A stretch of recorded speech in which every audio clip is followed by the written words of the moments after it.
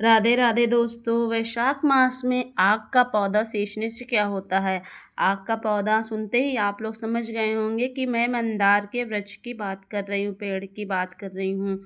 तो वैशाख महीने में आप सभी लोगों को आग का मतलब मंदार सींचने की कथा सुनाती हूँ।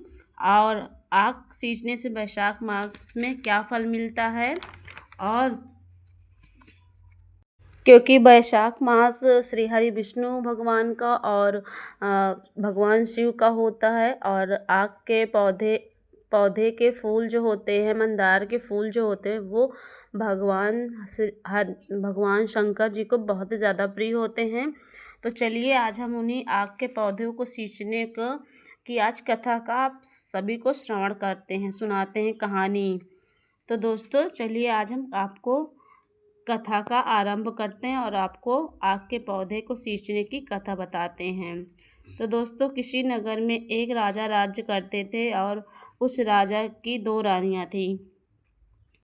तो दोस्तों कहानी में बढ़ने से पहले अगर आप मेरे चैनल पर नए हैं तो चैनल को सब्सक्राइब कर दीजिएगा, और वीडियो अच्छी लग जाए तो वीडियो को लाइक कर दीजिए। तो चलिए दोस्तों वीडियो हम प्रारंभ करते हैं।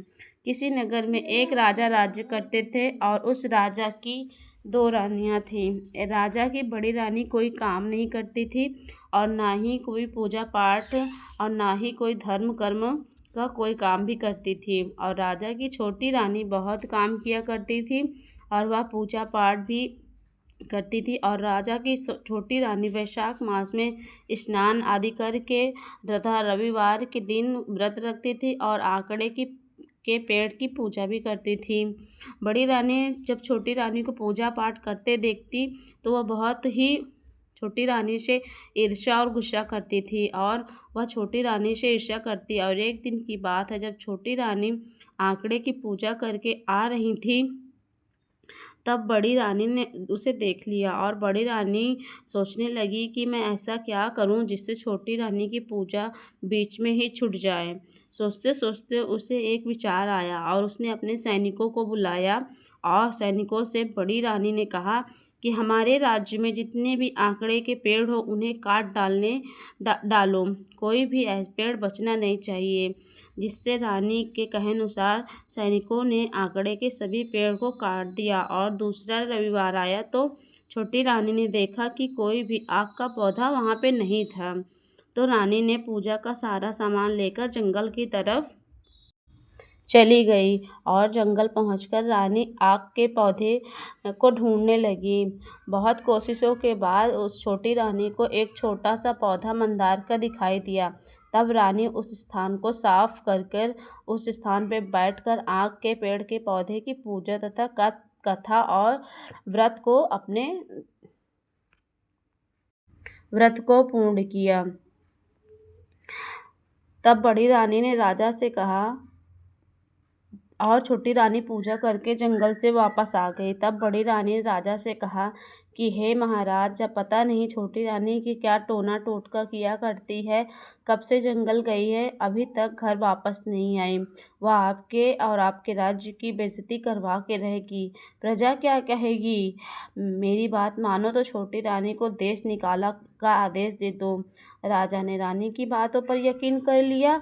तब छोटी रानी पर बहुत गुस्सा, और जैसे ही छोटी रानी महल में आई तो राजा ने कहा, हे रानी, तुम अंदर नहीं आ सकती हो। तुम्हें देश निकाले का आदेश देता हूँ। तुम इसी वक्त यहाँ से चली जाओ। तो छोटी रानी कुछ नहीं कहा और वहाँ से चुपचाप वहाँ से चली गई। यह देखकर बड़ी रानी मन ही मन बहुत खुश हो गई। और इधर छोटी रानी चलते चलते वही पहुँच गई जहाँ वह आग का पौधा था, जहाँ वह पूजा करके आई थी। और छोटी रानी वहीं पर एक छोटी सी झोपड़ी बनाकर वहाँ रहने लगी। वे रानी वैसे तो जैसे महल में पूजा पाठ करती थी, वैसे ही उस झोपड़ी में भी पूजा पाठ करती। और इस तरह एक समय बीत गया, और रानी को महल से निकले 1 साल हो गया। छोटी रानी के जाने के बाद बड़ी रानी बहुत खुश रहने लगी। दूसरे साल वैशाख का महीना फिर से 1 साल में आया। तब राजा शिकार खेलने उसी जंगल की तरफ गए जहाँ रानी की झोपड़ी थी। बैसाख का महीना था और दिन था रविवार, और छोटी रानी आग के पौधे के पास पूजा कर रही थी। रानी बड़ी ही दुखी मन से प्रार्थना कर रही थी, जिसमें दुखी देखकर भगवान सूर्य प्रसन्न हो गए और सूर्य देव को माया से राजा जंगल में रास्ता भटक गया और राजा इधर उधर भटकने लगा। राजा के सैनिक और घोड़ा पीछे छूट गए। राजा इधर उधर भटकते भटकते बहुत थक गया था और उसे बहुत तेज प्यास लगने लगी थी।